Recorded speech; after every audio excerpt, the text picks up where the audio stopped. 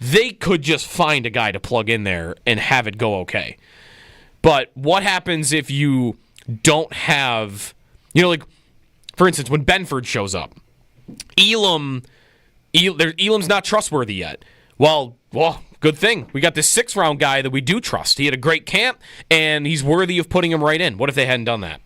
What if Benford hadn't been the pick? They would have traded for somebody. I mean, they traded for Douglas. They would have done something? Think of the last 2 years. The last 2 years, these exact positions, they've had to make deadline acquisitions to get right. That's what I'm saying. Like, if you get to the start of the year and you haven't just smashed on something else that might have been a little bit lucky, either late in the draft or on a 1-year contract, and then the rookie isn't good enough, that's why the corner position right now, it's more imperative that they hit on that one, I think, because of the floor question than it is at receiver or any of the defensive line positions. If they go corner, defensive tackle, receiver in any 1, 2, 3 order with their first and 2 twos, well, is every person that watches this team satisfied? Yes. Not every person, probably, but 99%. Wouldn't we say, like, just a corner, a receiver, a defensive tackle? You have jobs available. You have ceilings you'd like guys to step into. Yep. You have floors available. Just, you have holes.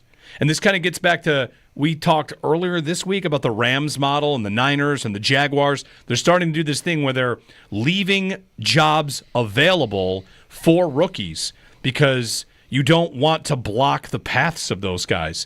This is something the Sabres have been trying to do. Like, you don't want to block somebody. You got to leave it open. Hasn't exactly worked for them in every scenario. But the Bills here, I mean, there's a corner spot available that is not blocked. Right. It is the rookie's job. I'm thinking of Reggie Ragland of the Bills. Rex said he's a starter when he gets off the bus. Mm-hmm. Whoever they draft in the first round, we are going to talk about, maybe not defensive tackle because of rotations, but the corner is a starter off the bus. And the receiver is a starter off the bus. Ooh, the receiver they would draft at 30 if they were to do it? A receiver drafted at 30 rates over Josh Palmer.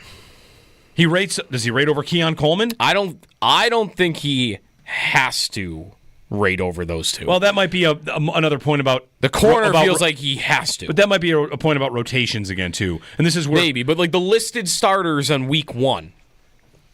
If they draft Matthew Golden at 30, they draft any of the guys at 30, Luther Burden. I mean, I've seen crazy stuff like Tet McMillan dropping at 25. Ooh, that seems crazy, though. It seems a little bit nuts, but it could happen. But they draft a receiver at 30, and I wouldn't be surprised if your listed starters in week 1 was still Coleman, Palmer, Shakir.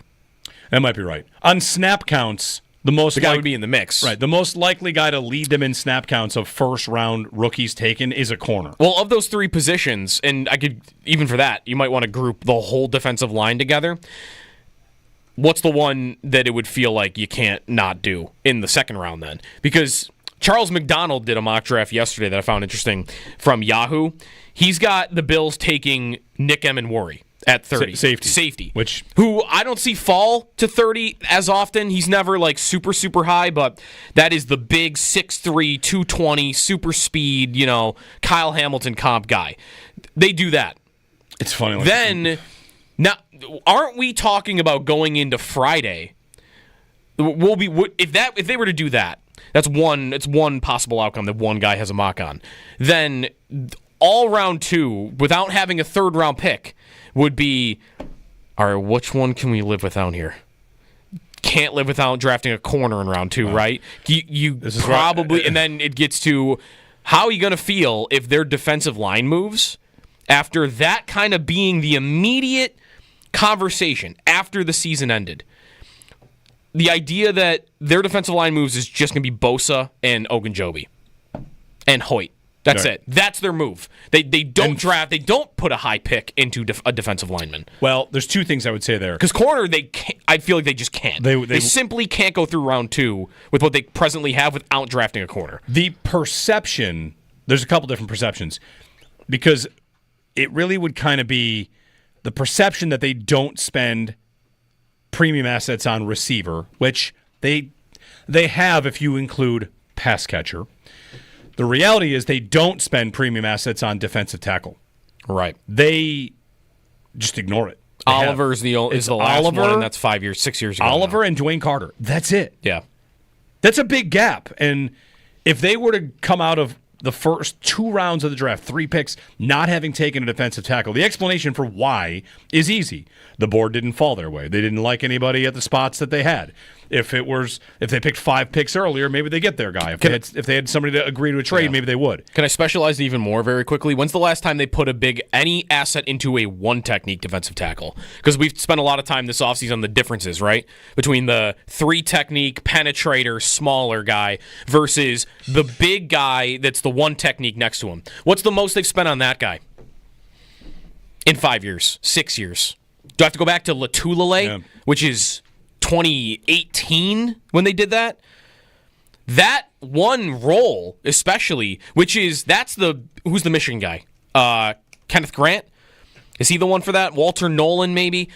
Some of these defensive tackle ideas we've talked about that are bigger, they haven't touched that in a meaningful way in forever.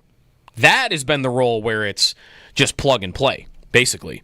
So that's one thing that makes Emanwari really interesting is you take him, and I can get behind the idea that he's got blue chip potential, and you draft him because of the talent, but because you're picking him at a spot where it kind of feels like you already have 2 starters penciled in, now I'm getting to what's the position I'm ignoring. Yeah. Well, that's where sunk cost. It's not exactly the same sunk cost, but if they draft Emanwari, I'm going to sit here and say, I guess they have their 3 safety scenarios and guys that move around and guys that give them hybrid. Like Michael Hoyt's going to be a chess piece. But you're drafting Emanwari because he's this freak athlete safety. That's what Cole Bishop is. Cole Bishop's a 9.8 relative athletic score. You took a safety last year in the 2nd round. Right. And if you take one in the 1st round this year, all right, it'd be odd. But you could understand. It's tough not to think whoever they pick is a statement about who they have. If they take a receiver in the 1st round, it means they don't trust Coleman to really take the step forward. It doesn't have to be true. If they take Emanwari, they don't trust Cole Bishop. We'll see. It's interesting. But 3 picks in the first 2 rounds, defensive tackle, corner, receiver is what people I think would like to see the diversification be. 803-0550 on that if you want. The Bosa contract. A little interesting there. And we'll get more of your calls in. March Madness memories. You want to share some of those with us? We're going to remember some guys at 9 o'clock. These names are going to be fun. They're going to tickle parts of our brains. By the way, before we go to break, I didn't mention. So the Bills pick in this mock draft Emanwari at 30. 31, Kansas City takes Matthew Golden. Okay, get out of here. How are you going to feel that night? If the Bills draft a safety, and then for the second year in a row, the Chiefs have drafted the speed receiver that you might want. Now I've got something for you when we get back. Sam Monson, who we had on 2 days ago, Sam Monson was going Zapruder film breakdown of Matthew Golden's 40 time. And I've never seen anybody do it like this. I want to tell you what he did when we get back, because I found it interesting, the idea of speed on film versus speed at the 40-yard dash and Monson was getting deep into Zapruder film and making me question all realities of the combine. I'll explain when we get back.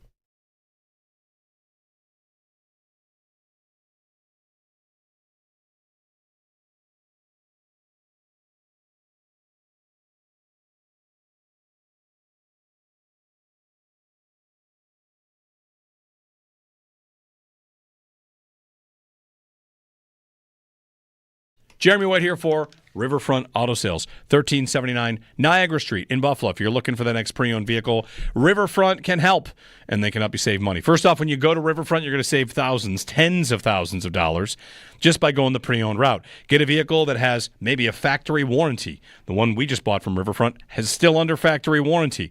You get something that doesn't have a lot of miles on it, somebody else purchased it, and they took the hit on depreciation, losing $20,000, $30,000 by driving it off the lot new. You save that, and you get a great vehicle with a warranty that's either a factory warranty or extend on past that with Riverfront. And this month, you can still take a down payment to Riverfront Auto Sales and double it, basically. Whatever you bring, they're going to match. Bring $500, they'll match it. Now you have $1,000 towards the purchase of a vehicle. Bring $1,000, they'll match that for $2,000. So up to $2,000, towards the purchase of your next vehicle with Riverfront Auto Sales. 886-1626. That's 886-1626. Give them a call. Talk to Marty Sr., Marty Jr. about your warranty options with the WOW warranty. Guaranteed credit approval. Save with Riverfront. 886-1626 for Riverfront Auto Sales.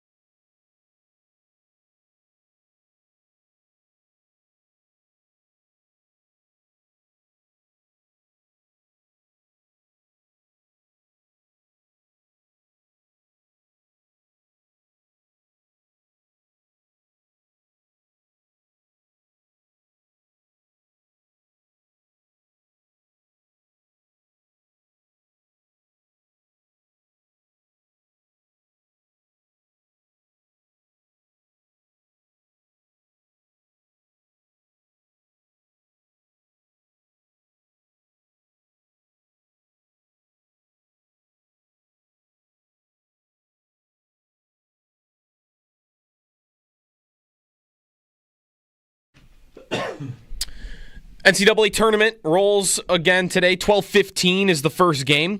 And then 12:40, you've got Alabama with Nate Oates against 15 Robert Morris. Yesterday, you had a couple of upsets. McNeese as a 12, beating 5 Clemson. Drake as an 11, beating number 6 Missouri. Sabres lost last night 5-2. They scored on themselves at the end of the game with an empty netter. They are going to play 2 afternoon games this weekend. Tomorrow against Minnesota, Sunday against Winnipeg. 2 o'clock tomorrow, 3 o'clock on Sunday.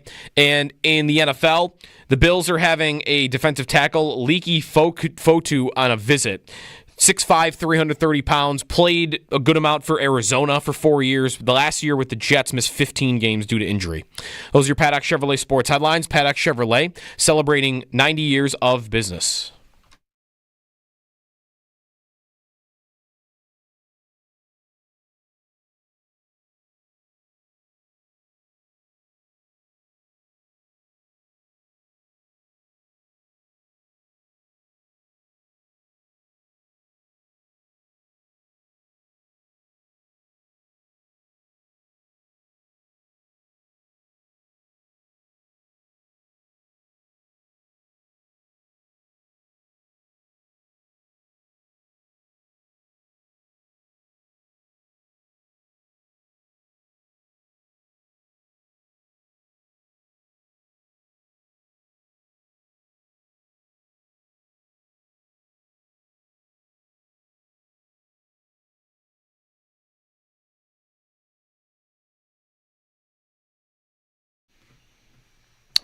Tournament time.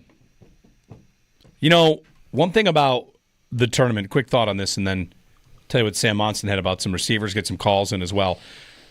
Louisville, 8 seed. Yeah, that was controversial. Yes, because they were ranked 10th in the country. Yeah.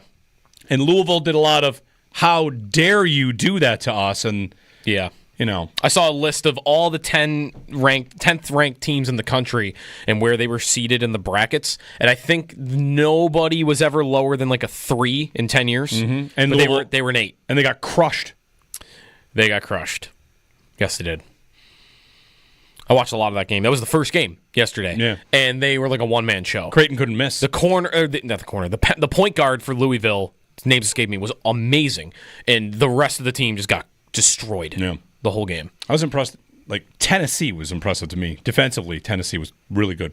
Yeah. Anyway, so there's that. And then there's North Carolina, who doesn't belong, and they get a win, and they're favored to win again.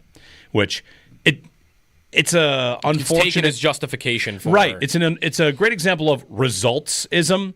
You shouldn't be in, but then you get in and win 4 games, and it proves you belong. Right. It's not really how it's supposed to work, but, as it is.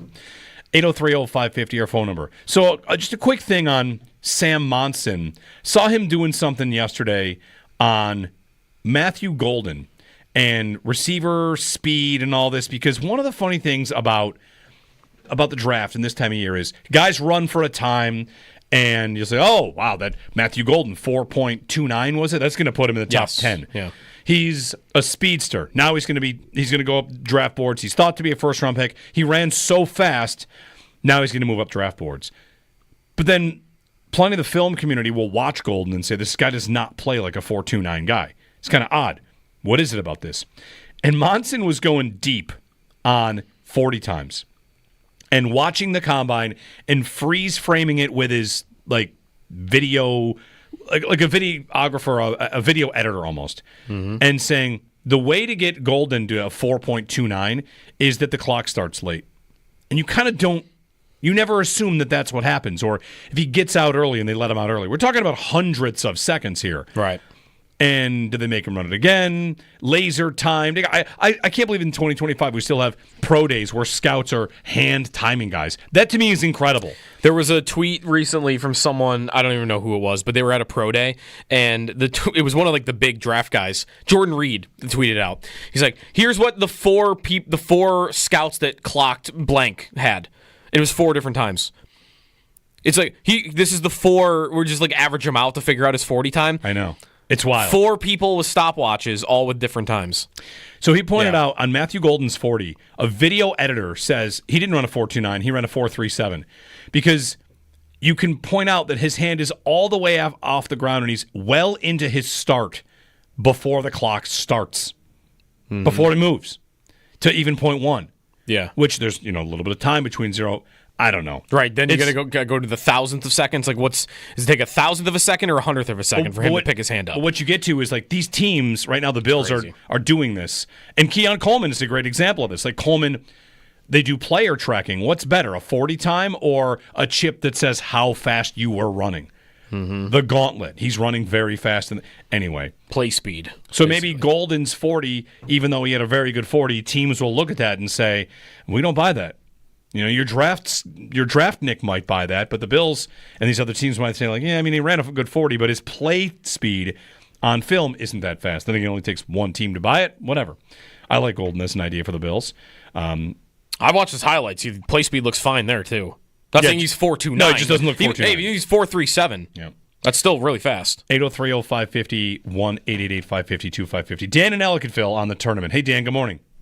Morning, guys. Yeah, it was just you guys are talking about watching in school, and this isn't about the tournament, but about watching a significant sporting event. In second grade, we used to get dragged down. The whole school got dragged down to the gym when they drag in a big old box TV to watch the World Series. And I'm sure people think of the World Series. In 1969, the World Series, all the games were at 1 o'clock in the afternoon, which is hard to believe. That every World Series game. So games 1 and 2 were on the weekend, but 2, 3, or 3, 4, and 5 were Tuesday, Wednesday, Thursday. We get dragged down there and we get to watch the first 3 innings. And it was at a time when the Mets were in. It was the Mets-Orioles. And the Yankees were terrible and a terrible period for them, one of the worst stretches ever in the history of the club. So everybody kind of became a Mets fan. We even adopted them in Western New York. And I was a huge baseball fan back then, and became a Mets fan. And then, the worst part was just sitting on the bus on the way home. I was like the last guy off the bus, and so I had 25 minutes on the bus, and I basically missed innings 4, 5, and 6, wondering what was going on. Go home, watch the end of the game, and then the game's over by 3:30. The longest game in that series it's hard to believe now, it took 2:33 to play the longest game in that series. Every other game was like between 2:10 and 2:33, but it just really struck a chord and I know show up on the afternoon show, has this show ever sounded older? I'm sure at the moment this show has never sounded older. That's okay. Yeah, that really brought back a great memory for me. So thanks, guys. Have a good weekend. Yeah, thanks, Dan. Games, of course, back that far would have been played during the day. I was just about to ask Joe this instant trivia question, which, depending on how old you are, you might or might not know this. Mm-hmm. Night games, right? When was the first night game played at Wrigley Field? Chicago. Oh, I know that they didn't have lights forever, right? So, like the 60s, 70s? Keep going. 80s? 90s? Late 80s. Late 80s? The first night game at Wrigley Field was 1988. Wow. How'd they get seasons in? Now, 1988 is a long time ago, which just doesn't feel like it's that long ago. Yeah. Well, for a ballpark that opened in 1904 or something, probably. Yeah. For Wrigley. Thanks, Dan, for the phone call. Memories of watching sports in school. It would have been the tournament is the number one event. For me, not World Series. I can't remember. If you're in the 60s, you could do that. What else did school stop for? I don't remember anything else. Here's what else it stopped for when I was in high school. The OJ verdict. Oh, okay. That happened. Ours stopped, a senior maybe this year? The day that they were chasing the Boston Marathon bomber. All right. Where they didn't know where he was, but he was... I remember that one, too. Yeah. Yeah, that was the day that whole day stopped. was... Every classroom was just that the news was on. The whole day. I don't remember it, but we were watching The Challenger when I was in school. Okay. I was in second grade, I think, and that was a... Yeah. Sports-wise, though, nothing. I don't remember anything but the tournament. It's the tournament, and past that... It would have to be baseball. Or Olympics, maybe one of these years where it's the time zones are, stuff's happening early. Yeah. If there's a U.S. hockey game early in the morning. Yep, that's right. Oh, I do. Okay, wait. Well, this wasn't about a broadcast, though. How are we watching it? I remember in first grade watching the Iditarod on TV. Yes. I don't remember how. It was the live Iditarod. What first grade teacher doesn't stop for the Iditarod? Right. Yeah, maybe the teacher was really into it. Into dogs? Alaska? Yeah. What else is on the list? The things you stopped to watch in school. Then, of course, now that you can stream whatever on your phone, you can just go ahead and watch, Now, right now you can just do whatever. Watch Love is Blind. If you want. I feel like grading papers today. I'm just going to throw this on. It's called Love is Blind. Yeah, no. 803-0550. Thanks for the phone call, Dan. Sal's coming up today, 10 o'clock at Wayland. We've got a couple of draft parties to announce, by the way. I'm waiting for permission to announce our draft parties. But we got a draft party. So the draft, of course, is Thursday, Friday, Saturday. And if people want to come hang out with us and stress over what they do, we're going to have a party on Thursday for the first round, and we're having a party on Friday. I think Friday will be fun. They'll both be fun. I mean, they'll a first round pick, 2 second-round picks on the Friday. Like, we're going to have a draft party on Thursday and Friday out at some of your favorite local establishments. So. Rounds 2 and 3 on a weekend day for Friday night is going to be sweet. So, hey, if it goes Warry Golden, Bills Chiefs, that'll be a fun draft party moment if that happens. If the Bills do not pick in the first round for a second consecutive year that we have a draft party, we will be taking the draft party on the road to One Bills Drive to stand outside Brandon Bean's office window and be like, dude, we're trying to have a party. Yep. Can you not? You got to make a pick. Can you not?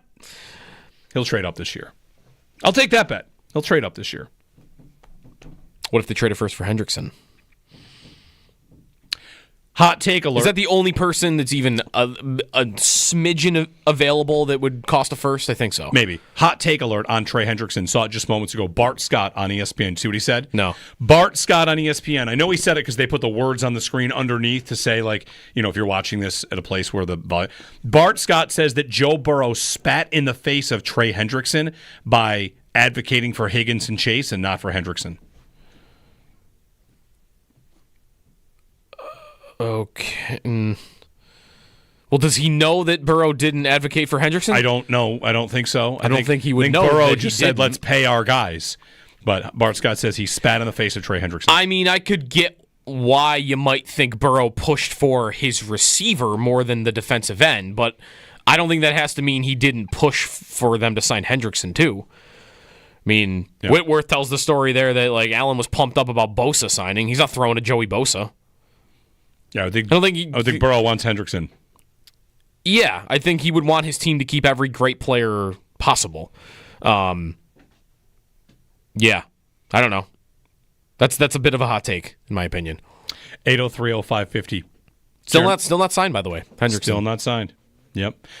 Jeremy and Joe, give us a ring. We're going to remember some guys. Top of the hour. It's going to be a good time.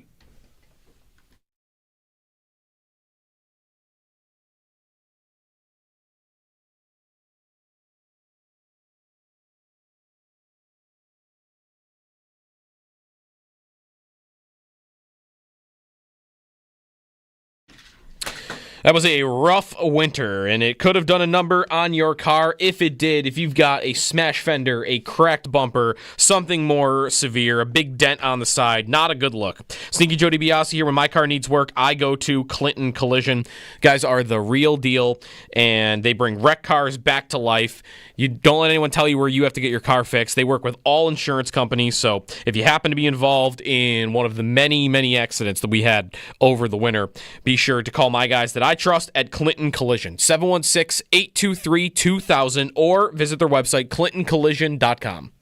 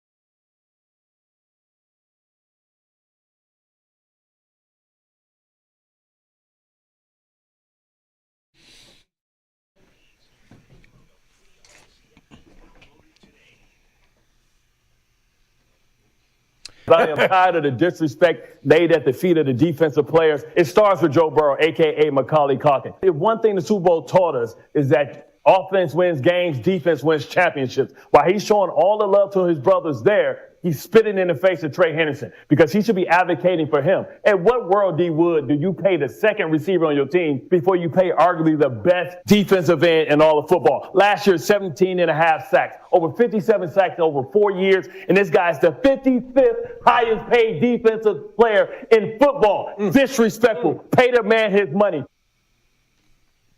Bart Scott on Trey Hendrickson. Quick thing. Want an NCAA tournament fact of the day? Sure. It's a cool one. You learn about these schools through the tournament. Maybe you'd never heard of Wofford before. When we were watching Tennessee and Wofford, one of the things that happens is my kids will ask, like, who are the good guys? Who are the bad guys? Every game, who are the good guys? And if we're watching the Bills, and the bad guys are the Chiefs. And if it's a game where we kind of don't care who wins, they say, well, you can root for whoever you want. Wofford or Tennessee. My son said, I'm going to root for Waffle because I like waffles. So he was rooting for Wofford. Anyway, the fun fact of the day is about Wofford.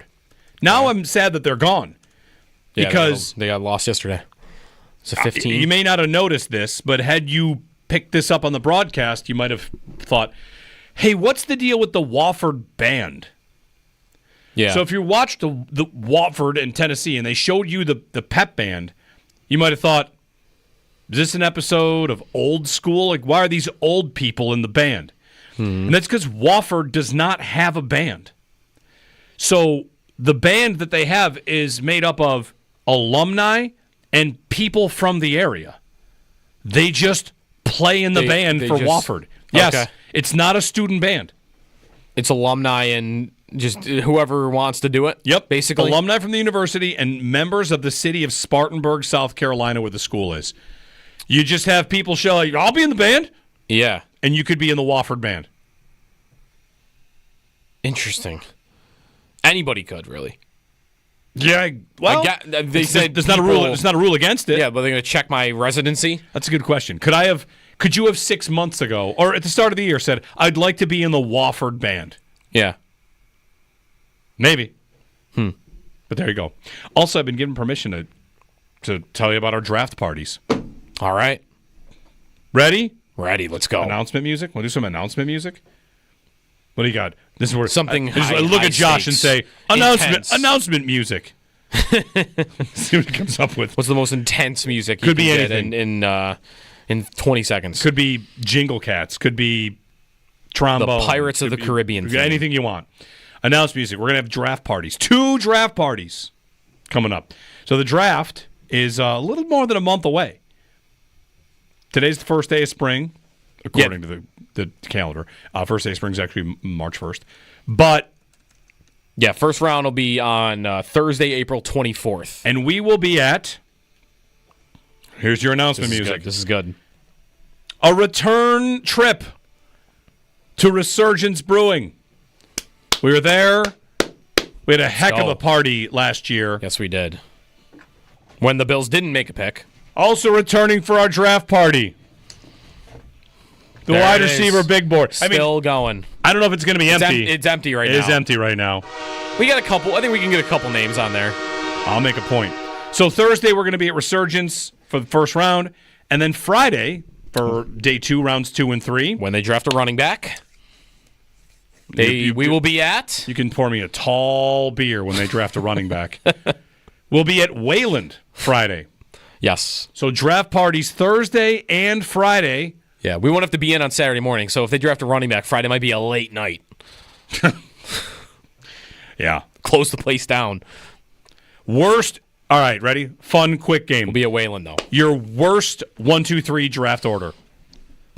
Positionally? Yeah. Ooh. Here's mine. Okay. First round, running back. Okay. Second round, tight end. Third round. Well, they don't have a third round. So second round again. Second round again. Kyle McCord. Safety. Safety? I don't want to get that mad about a safety. Kyle McCord. And tight end's not offensive lineman. Either. Quarterback. Lineman, whatever. If they draft a running back in one of those first running 3 picks, back first. The party is immediately canceled. Running back first, tight end second is great. You mean and how bad it is? Linebacker. Running back, tight end, linebacker. They need linebacker help, man. They're gonna need linebacker. Maybe. Milano's got one more year. How'd they get Bernard? How'd they get Dorian Williams? They draft him. We say, why are you doing that? And then they have to play. Dorian Williams is pretty good. All right. When we get back, we will return to one of our favorite things to do on a Friday. We'll remember some guys.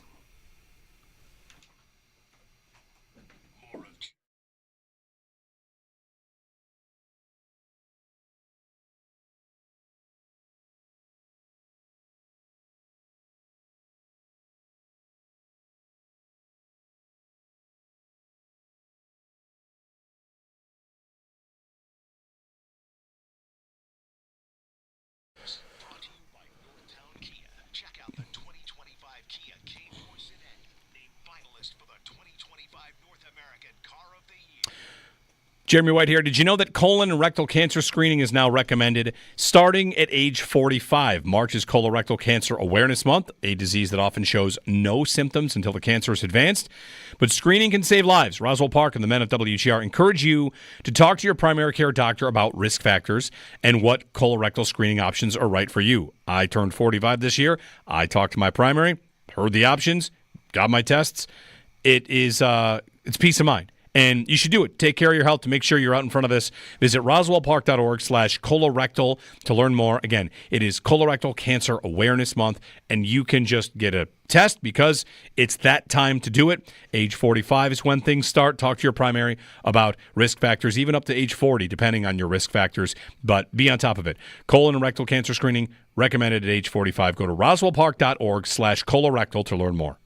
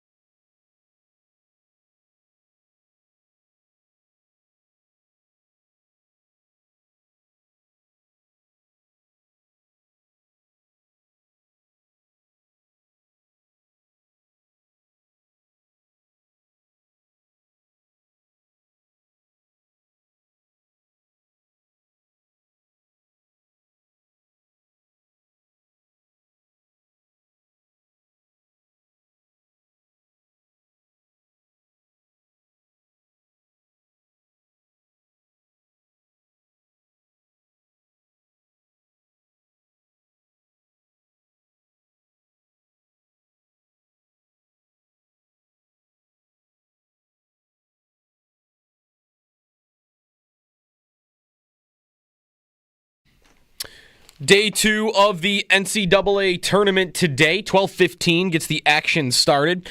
Nate Oates in Alabama will be in action at 12:40 against 15 Robert Morris. And, of course, it goes all the way through to tonight. 10:10 is the final tip-off between Liberty and Oregon. That's a 5-12 matchup late tonight. From yesterday's action, couple of upsets. Nothing crazy. A 12 seed beating a 5. McNeese over Clemson by 2. An 11 seed Drake beating 6 seed Missouri by 10. All the 1s and 2s had a pretty easy go of it. Auburn, Houston, Tennessee, and St. John's all moving on. Rick Pitino, the first coach ever to win a tournament game with a 6th team. John Calipari and Arkansas beat Kansas. That's Kansas' first-round loss since 2006. To football, Stephon Diggs leaves New England without a contract after going through a physical. And now New England and Diggs are apparently still talking, but no contract yet. The Bills are having a defensive tackle, Leaky Fotu, in on a visit, formerly of the Cardinals and the Jets, 6'5", 330. In hockey, the Sabres fall 5-2 in Utah last night. Their first ever trip there, scored an empty net goal on themselves after falling behind 3-2. That's your Paddock Chevrolet Sports Update. Paddock Chevrolet celebrating 90 years of business.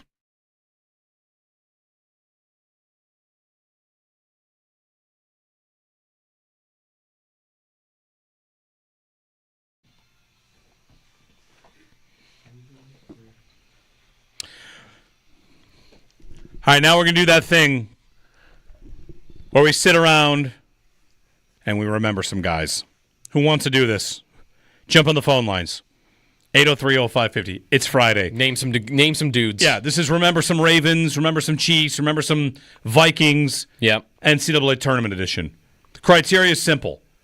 Someone not known for their NBA exploits. Michael Jordan is not an answer here. Right? Neither is someone that I remember his March Madness run, but Steph Curry is now going to be remembered for being a Warrior. That's right. But him and Davidson got them to the Elite Eight. Got them as like a 10 seed maybe. Right. This is Remember Some Guys NCAA Tournament Edition. Yeah. So not Steph Curry. Usually these conversations lead us to, weave in and out. Just have a good college basketball vibe. Yep. I'll start. And I started with one. This is bad. This would be like remembering somebody from the Carolina Hurricanes of 2007. Oh, yeah, geez. Because my first... This is the Mike Commodore equivalent? Sure. Huh. Tony Delk. Tony Delk hit 6 3-pointers in the 1996 championship game against Syracuse for Kentucky. That game, by the way, was at the Meadowlands, just to give you an idea of like how much bigger the tournament is. Yeah. They used to play it in basketball arenas. Now they play it at Stadium. The Superdome. Yeah. Tony Delk. Jeff Shepard also on that team, I believe. And the 1996 Kentucky team took down Syracuse. Cinderella story.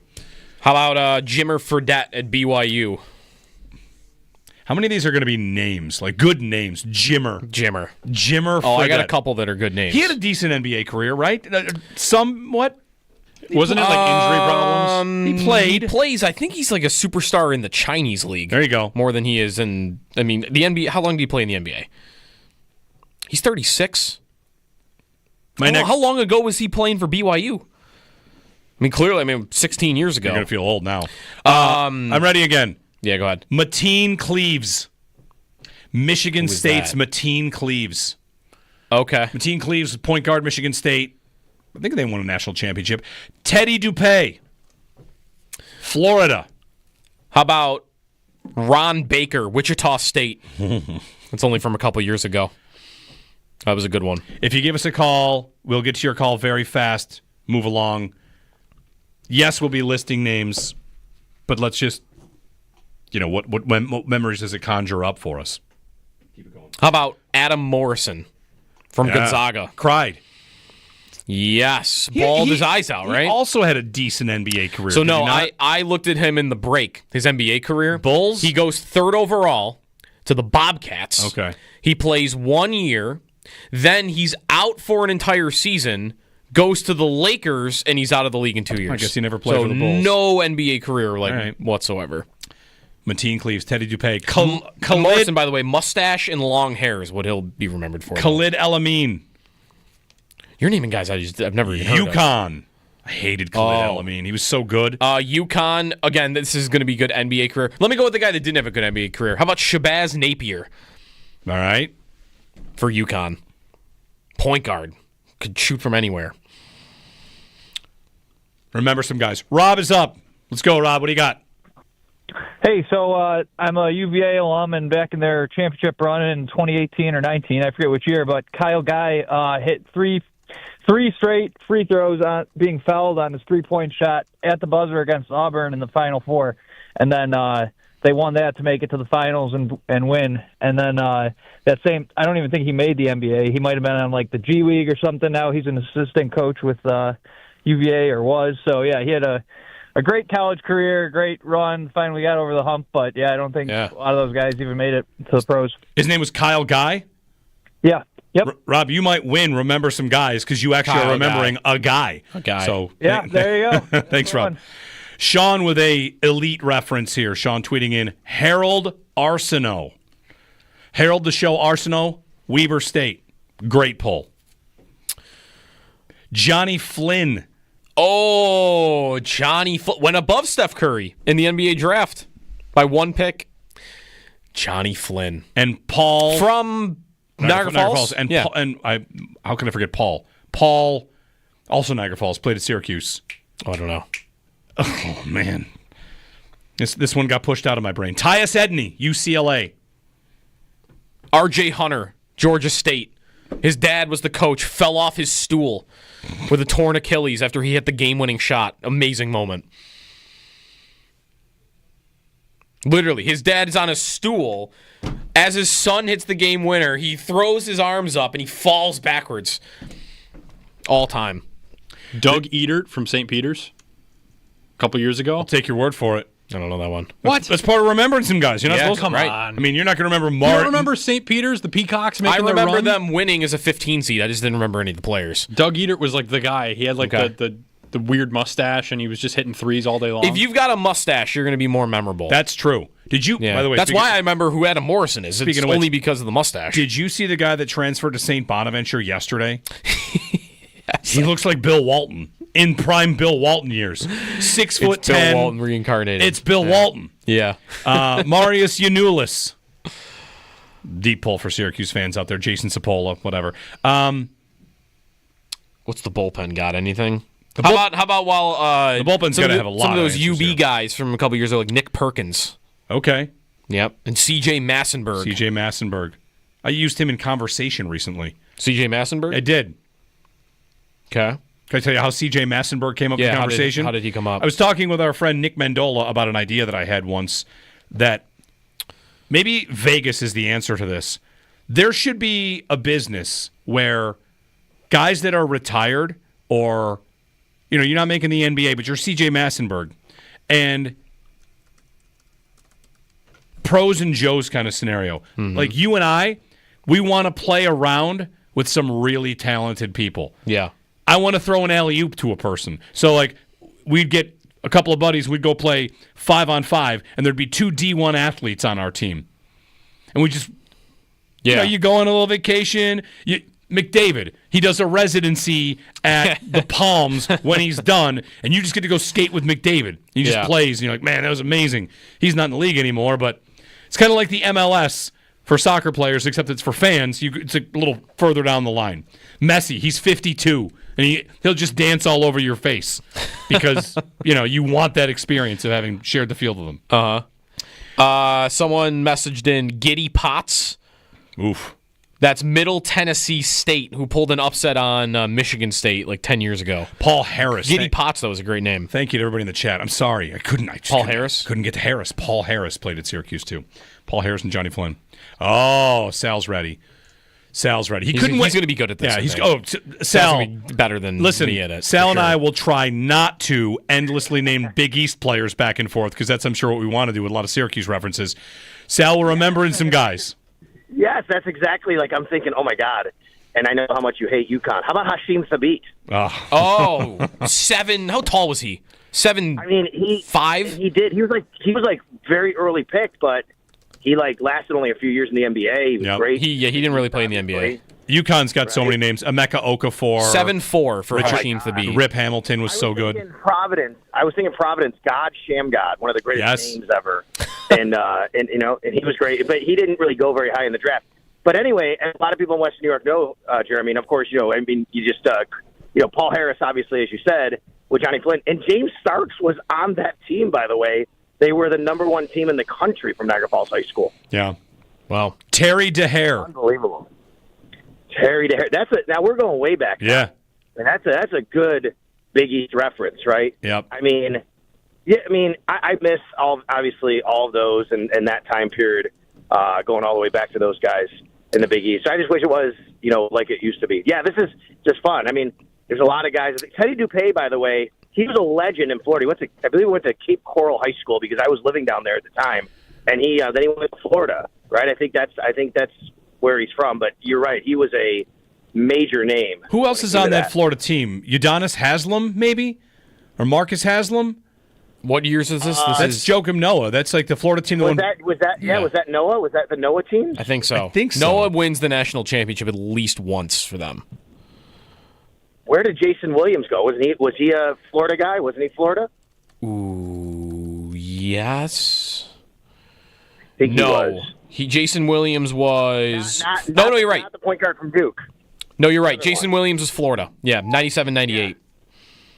Right. I mean, those are some good teams then. UConn's got a ton of them because they were just a really great program, and then a lot of guys, in Syracuse, obviously. Yeah, we could go. I mean, Lawrence Moten, I think, is is the all-time leading scorer at Syracuse, right? Yep. I think so. Good old poetry and Moten. Teddy Dupay was before the Florida teams that won it. He was like, okay, yeah. The Florida teams that won it was Al Horford, and Noah Corey Brewer. Yeah, Corey Brewer. Remember some guys. What about what kind of an NBA career did Mateen Cleaves have from Michigan State? He was phenomenal in college. I don't even remember. I don't remember where he got drafted, but he was awesome. You know what? Yes. Was it Cleaves and Dupay? Did they get tangled up and somebody stepped on somebody's ankle? Is that why I had those two like real close to each other? Oh, maybe. Could very well be. Oh, speaking of stepping on ankles and things like that, Grayson Allen from Duke a couple years ago is really good for this. Didn't he kick somebody every other game? Yeah.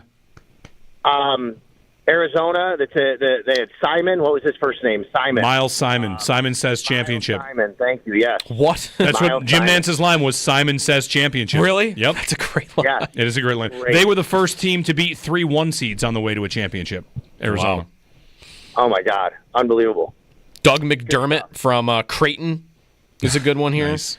Kemba Walker, UConn, obviously winning the national championship. Wow, Kemba though. I mean, didn't Kemba have a decent NBA career if I remember correctly? He's had a good NBA career. Yeah, I feel like though. Yeah, he's one of these that's close. Like I mentioned off the top, Steph, who sounded like a Davidson. That was awesome, but then of course he's blown it away in the NBA. I don't know that Kemba's NBA career outranks. He was insane when they won the national championship. Yes. He was easily the best player. Yep. Like I feel like if I'm him, I would want to be remembered for that more. I've got 2 more names that just came down the pipe on Twitter. Kevin Pittsnoggle, West Virginia. That can't be a real name. Yeah, oh yeah, Pittsnoggle. Kevin Pittsnoggle was like a 7-footer that shot threes. Wow. And then I love this name. Like again, he was one of the best players in the tournament. Juan Dixon, Maryland. Oh man, great pull. Yeah, they win it in 2002. Syracuse wins it in 2003, and then they play each other in 2004. Syracuse wins in 2004 against Maryland in the NCAA tournament. I was a big fan of those Marquette teams, and because I the way they played. There's some guys on those teams. I really like Marquette, the mid-2000s. Jeremy, remember them when they came into the Big East, and I really liked the way they played. Pitt had some dudes too. Yeah. How about Taco Fall from UCF?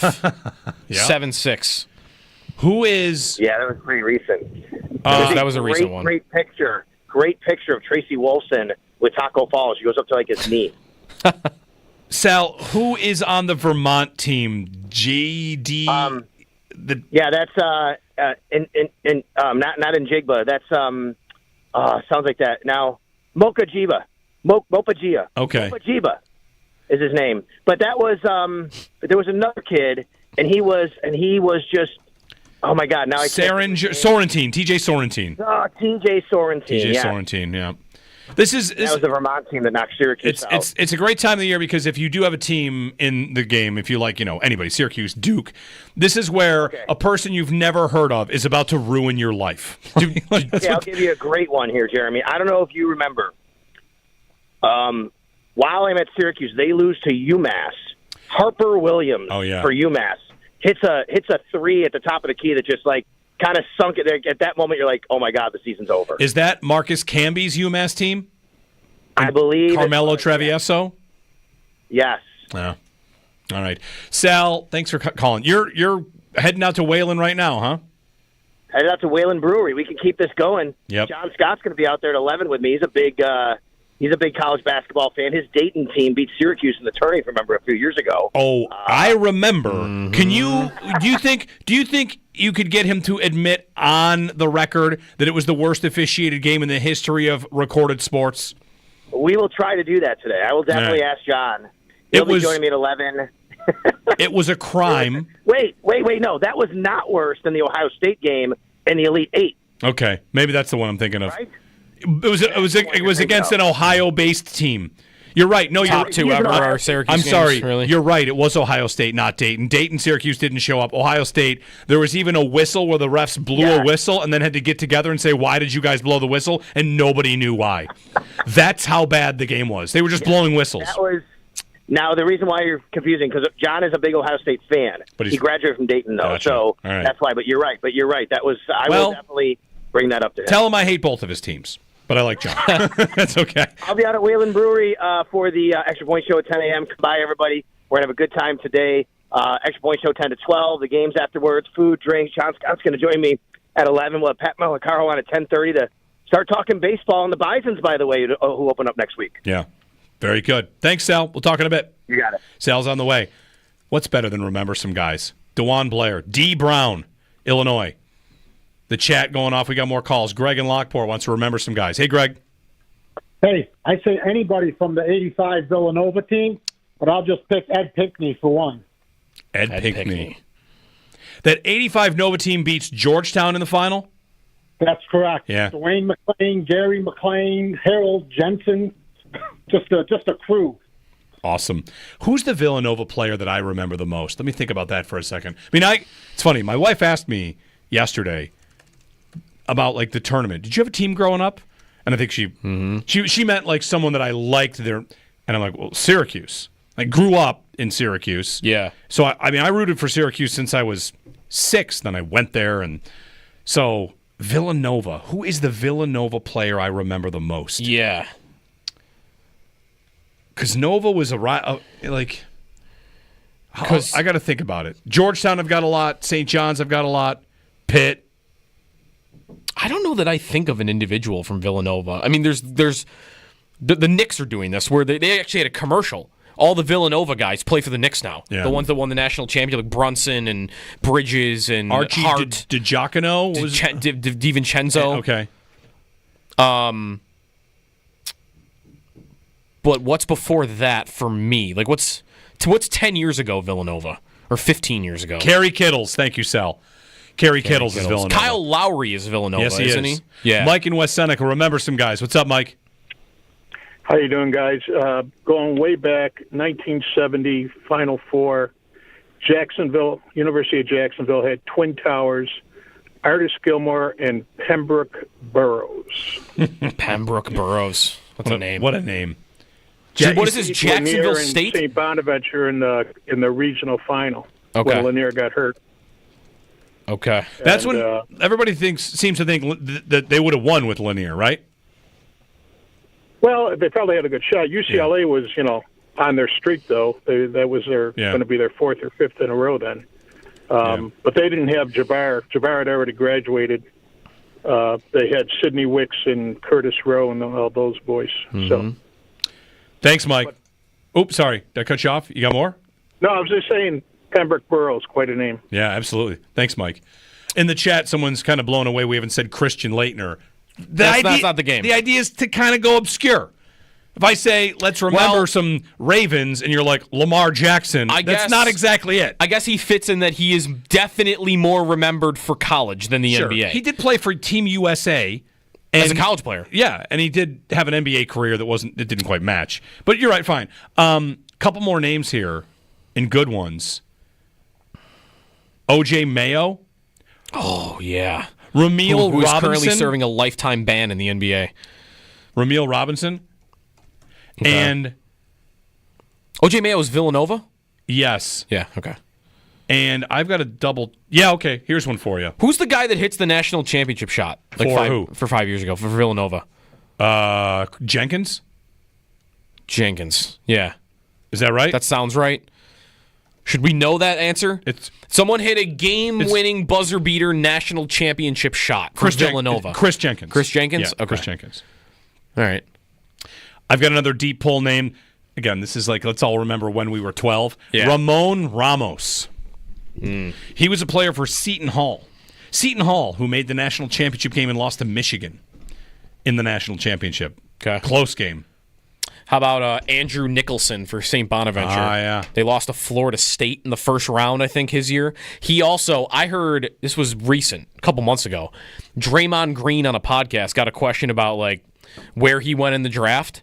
And Draymond, they asked him the question, can you name all the guys at your position that went ahead of you? And he went on a tangent. He's like, I'm not even going to read the list to you. And he went on a 2-minute tangent about why Andrew Nicholson going in the first round was like the biggest.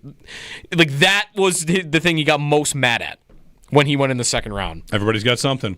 Draymond's still carrying around Andrew Nicholson. Yes. Draymond, by the way, Michigan State. He was a college basketball name much more than NBA prospect, and then of course he had an amazing career. The chat's got Bryce Drew. Who's that? Oh, man, Bryce Drew? I don't know Bryce Drew. Whoa. Bryce Drew has the argument, I think, for the best buzzer beater. That's Valparaiso. Valpo, the play... Oh, that's one of the Gus Johnson calls, I think. I think it might be, but what it is it's the perfectly designed play. Valpo's game winner. Ole Miss? Whoever they beat, sure. Yeah, that's Ole Miss. Where they run that play, and when you are in a gym with your friends, you run the Valpo play. Valpo. It's Ted Robinson on the call, not Gus Johnson. Chris Brown texts in Billy Donovan and Pop Lewis from the 86 Providence squad. Billy Donovan, like Florida's Billy Donovan? I guess so. I mean, I guess I could have guessed that he was a player before the coach, but I did not know that. If that is the same, same individual. Point guard at Providence. He went. Okay. He was a third round pick in the '87 draft. Remember some guys. We left anybody out we need to? I mean, a million others. I'm trying to think. This is one of the things about this segment that we used to do this on Fridays for Football Fridays. On one level, it's supposed to be kind of like bad when you just call and list things. However, I think, personally, limited to a time of just doing this, remember some guys? Yeah. I think it's just so fun. What else do we do? Right. What would we do? What would we do if the three of us were driving to Boston today? We would do this. Yes, that's right. My friends and I on trips in high school, we used to try to remember the starting 9 positional players of baseball teams. Yep. Like, all right, let's do the 94 Braves. Another fun thing to do is always make up like the hypothetical teams. Like, what if the Mario characters were a football team? Who would play what position? Yeah. That's the best part of road trips. Oh, here's a good recent one. That I like. Luca Garza from Iowa. Monster, giant eyebrows. Yeah. Distinctive character. He's an NBAer now. The Gonzaga guy with the mustache and the headband. That was the last couple years, right? Not Drew Timme. Drew Timme was a Gonzaga guy who was there for 100 years. Yeah, the guy that felt like he was there for a decade. The Gonzaga guy with the mustache and the headband. Those in the chat that are wondering, yes, this is a Joakim Noah Buffalo Braves jersey that he wore one time in 12 games for the Clippers. I've got one more good name that I want to get in. Corliss Williamson. Great Corliss pull. Williamson. Arkansas. Syracuse lost a game against Arkansas because Lucius Jackson called a timeout that they didn't have. Kind of like Chris Webber. Yeah. Zion Williamson. Nolan. We could do the coaches. Zion Williamson at this rate is going to be more remembered for college. Maybe. How about the coaches? I mean, Arkansas. I just had it. Nolan Richardson.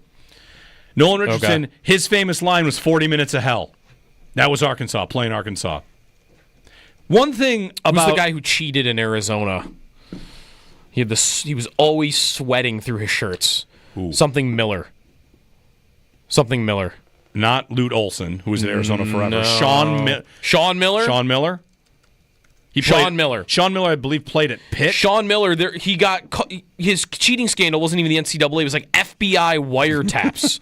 Like the FBI showed up at his house. Yeah. He, by the way, is this is college sport because Patino's back, right? Patino had a scandal of all scandals. He goes to Italy for 3 years. He works his way back, and now he's at St. John's. Sean Miller, FBI wiretaps, and he's the coach at Xavier. He's back. Of course he is. The tournament. It's beautiful, isn't it? So watching that. Patino versus Calipari, by the way, in the next round. Yeah. First time since 2016. That's where I tell you, like, Syracuse should probably hire Patino. Is that a better job than St. John's? It's a good question. I don't know. It's a bigger conference, right? There's talk of the ACC and the Big East merging. That's one big topic in college basketball today. All right, we're very late for the break. The chat is like, yep, Sweaty Sean was his nickname. All right. Hey, we can keep remembering if you want. I mean, like, it's a Friday. It's sunny. We're all mailing it in until the games are on, so, you know. Yep. Jeremy and Joe on WGR.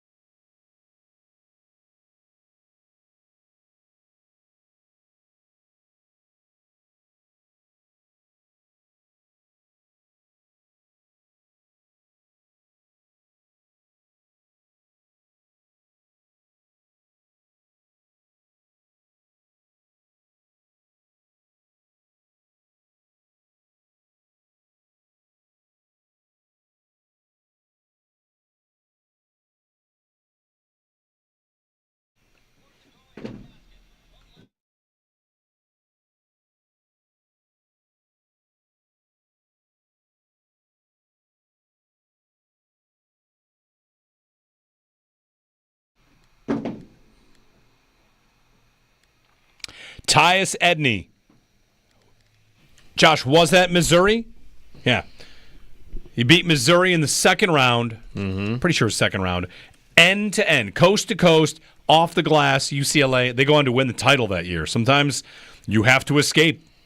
Survive and advance, as they say. Yeah. By the way, they're talking about it now on ESPN. We just went through for name some players. The biggest stars, I think, for the second year in a row, player-wise, are in the women's game. Like Paige Buckets? Paige Buchers, and Juju Watkins especially. Paige Van Leith, I think, is in TCU now in the tournament. And I would have a hard time naming a men's player that isn't Cooper Flagg and Duke. And I'm a pretty casual observer of both sports leading into the tournament. Who's the second biggest star in college basketball? I mean, Cooper Flagg's without a doubt number one. The men's side. Yeah, the men's side. Who's the second biggest star? Because like if we combine the two, I feel like 4 of the top 5 might be on the women's side. Yeah. I don't know who second is. I don't know. Does Duke have another guy, actually? They do. But I feel like it's cheating if the two guys are on the same team. Does North Carolina have a guy? They seem to always have someone that's more famous than they should be. Bob in Rochester. Hey, Bob. Hey, guys. How you doing? We're great. Good. I got a name for you guys. How about Jerome Lane, who played for the University of Pittsburgh and shattered a backboard? Yes. Famously shattered a backboard, Jerome Lane. Yeah, you said, send it in, Jerome. Yep. Have you ever seen that clip, Joe? No. Yeah. Send it in, Jerome. Send it in, Jerome. You got to say, yeah, Jerome Lane shatters a backboard. Shaq did that. Shaq did it 7,000 times. But Shaq did one different. Shaq didn't just shatter a backboard once. Shaq pulled the entire basket down. Yeah. The whole apparatus came down, which, that's like urban legend stuff. The first time you ever heard, like, they shattered the backboard? But send it in, Jerome. Send it in, Jerome. Look how old this clip looks. What year is this? 1992? Okay, I would have guessed 88. 88. Is it 88? It's 88. January 25th, 1988. I couldn't remember Paul Harris's last name, but I could remember Jerome Lane was 1988. Yeah. The game's over when that happens, right?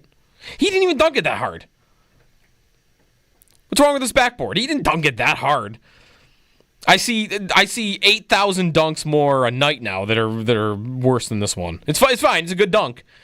Right, Shaq, though, is like trying to break the backboard every time. Yeah, one of them, it's not even the backboard. Like I said, it's the arm that holds the thing that he collapses. They probably have backups for that now, right? Yeah. Yeah. Like the game's not over if somebody today in one of the games shatters the backboard, I'm assuming. No, I don't think so. They would be able to wheel one in or something. 8030550. We remembered some guys. Good times. Good times had by all. Jeremy and Joe. Tournament gets back up and rolling. Sal's going to be at Wayland today from 10 to 12 for his show. Mm-hmm. So talk a little tournament there. Too bad we don't have anybody local in, I know. Or even anything recent with that. And you could have thought Bonaventure was on their way when they started 14-1. Yeah. Is anyone close? Bonaventure has Woj now, right? And you might think that that's going to help them with NIT stuff. Did you see what he's doing, though, to help raise money for NIT? NIL? Thank you. NIL. They were in the NIT. He is selling his old cell phones for hundreds and hundreds of dollars for the NIT fund, or NIL fund. Like the phone that he broke the news that the NBA season was canceled on. You can buy for like $1,000 from Woj right now. Or you can buy the phone that he broke the Luka trade on. Not the Luka trade for him, I guess, but whatever big trade he would have broken. Durant to the Warriors, I think, was another one. He's got a phone for that? It's labeled, phone that broke the news, Durant to the Warriors. So that's their avenue, I guess, to getting some more players. Interesting. In Bonaventure. So I don't know. I don't know how close any of the other programs are. No, I mean, Syracuse is... Not optimistic? No, I don't know. I mean, I've attended games where they were number one in the country. Like that's yeah. To not be in it, to have fallen as far as they have, it's tough. We had a good run. Good times. Want some Sabres trivia? Yeah, why not? So yesterday, I don't know if you saw, I went down a rabbit hole trying to find how many arenas the Sabres have ever played in. Because they were playing in Utah yesterday. They played in Rochester once. They played in Rochester twice. Okay. In the early 2000s. Does this count outdoor arenas like Citi Field and the Hamilton Stadium? Yes, it does. You already actually gave one of the answers. Okay. City and Ralph Wilson Stadium, of course. Yep. At the time. So I guess there's one other answer to this. The Sabres have played in 2 buildings that have hosted World Series games. Okay. So you got one of them. Citi Field? Citi Field. Mets. And another building that hosted a World Series game. Yeah. By the way, the answer is 80, well now with last night, 82 arenas and stadiums the Sabres have ever played in. Yeah. This isn't Would you be... thought it would be that many? Sure. New arenas, 2 or 3 per team. It's an average of like 3 per team. But they have a couple in Europe, right? And then there's the stadium ones. That's right. They're also, I was texting with Mike about this, Mike Shope, trying to figure out, because I couldn't find anything on the internet, why this happened. Like, why the Sabres played the Penguins in Sacramento, California in 1993. I'm asking Mike, and I'm texting Paul, too, like, what is going on? Because there was nothing on the internet. I finally found it. There was nothing on the Sabres page, but apparently Bettman in 93, because he wanted to expand the league, started putting neutral site games all around the country. Wow. So the Sabres played the Penguins in Sacramento. They played the Islanders in Minneapolis. There was no Minnesota team at the time. They played a couple of games in Hamilton. So the World Series game was inflated the number 2. Was what, the Twin Dome? The other World Series game was against the Lightning. Did not know this. The Lightning played for 3 years at what is now known as Tropicana Field. Yeah.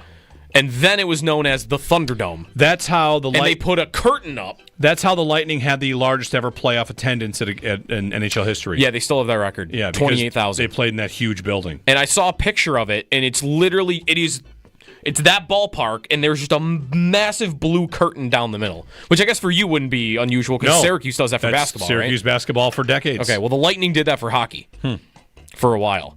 So therefore, the Sabres have played in 2 buildings that World Series games have taken place at. Meanwhile, speaking of more NHL buildings, Kevin Weeks tweeted yesterday, NHL insider Kevin Weeks, that the NHL is going to go to 34 and wants to go to 36 teams. So if you're adding 4 teams, you tell me if I'm wrong. I think the 4 are already, well, I don't know how far down the road any of them are, but the 4 cities are New Orleans, Houston, Atlanta, Arizona. I bet Bettman wants the 4th to be Arizona, but they've been trying forever. Oh, I know, yeah. Like, there's no guarantee at all that they're going to get. That community doesn't want it. Can they tell, right? Or do they just hate the Coyotes ownership so much that it's that and it's the location. Yeah. But Utah's been very successful so far. Their owner, by the way. Did you mention Atlanta? I did. You did, okay. Atlanta, Houston, New Orleans, and Arizona are the 4. Yep. I mean, there's other Quebec markets. Quebec, they're never going back to Quebec. Quebec built an NHL arena 10 years ago, and they've even talked to them. Have they picked up the phone? They have a 20,000-seat arena. Yeah. They don't play there. They probably would call, I don't know, what are other markets that don't have teams? They would call Kansas City, Cleveland, and Portland first, wouldn't they? They might. Didn't Portland want the Sabres? That was the big boogeyman at the time, was Portland. In 2003? Mm-hmm. Okay. Paul Allen? I think so. Call him up. Does he want a team now? What's their goal, though? These other leagues, I think, are slowing down, right? The NFL's not expanding. Unless they do Europe. The NHL's goal is, of course, like every league, it's growth, but owners are allowing it because they just get giant checks. And in a league where you have a lot of teams that don't make money, hey, here's one way to help you out. Some guy in Houston's going to write you a check for $40 million. Right. Which for some of these teams, they might come out in the black by $2 million. Oh, here's 20 seasons of profit. Here. Yeah. Just for an expansion. I mean, The expansion fees are going up to the point on franchise sales as well. The Celtics just sold for $6 billion. Yeah. Every franchise sale keeps going up and setting records. The next NHL team will not set a record. It won't come close to NBA or NFL. But an NBA franchise coming over top of the top NFL franchise, though, was surprising. That's the Celtics, I guess. Yeah. One thing, whatever. Like occasionally you get people shouting about the Sabres and could they sell the Sabres? There was a rumor they're trying to sell, blah, blah, blah. And I think with the Sabres, just an obvious question is, I can't even imagine anybody buying them. Sabres. Because the price of a franchise now, like if the Pagulas decided to sell the Sabres, they would make an incredible return on investment after what they paid. But who's going to spend that money to not make money? The thing about spending $6 billion on the Celtics or $5 billion on the Commanders is you're going to make money all the time. Yeah. Buying an NFL franchise is buying a money tree. Buying an NHL franchise, that is not the case. Well, unless you're going to flip it, and flipping Buffalo means you're buying them and then moving them. You're not flipping Buffalo for more value. I mean, if the Pagulas wanted to sell, they could, but I don't know that that's going to be able to be marketable anymore to flip it again. So if you want to buy, if who's the person that wants to buy the Sabres? Because if you want to buy a sports franchise that makes money, you're not looking at them. What you're looking at is what's Ryan Smith, the owner of Utah Hockey Club, doing right now. He's a young guy who walks around, he wears a hoodie, right? He's cool, right? And you see the thing yesterday? He only charges his fans $1 to watch all the games. What's he doing? It's his toy. Yeah. He bought a Ferrari, and he wants to play with it. And that's the only thing. You would need somebody that would look at the Sabres and think, that's going to be my toy. 14 years ago, that's what was said about them. I know. That's what they were supposed to. 2 years, maybe, it felt like that's what fan appreciation night and Ehrhoff 10-year contract. Like maybe it felt like helicopter to go get Robin Regeer. Maybe that's what they were doing, and then it just the league got a lot more expensive, dried up. 803-0550 and 1-888-550-2550. So that's just a point to comment on. Like if you say sell the team, I don't think it's just as easy. I don't know how many buyers there even would be. All right, Extendo Sports. We'll pass things off to Sal, who's dialing up from Wayland. Are they connected? All right, we'll check it with Sal. He's down there at Wayland. Can you pass me a beer through the airwaves, through the microphone? It's only 9:47. It's fine. 9:48. Jeremy and Joe on WGR.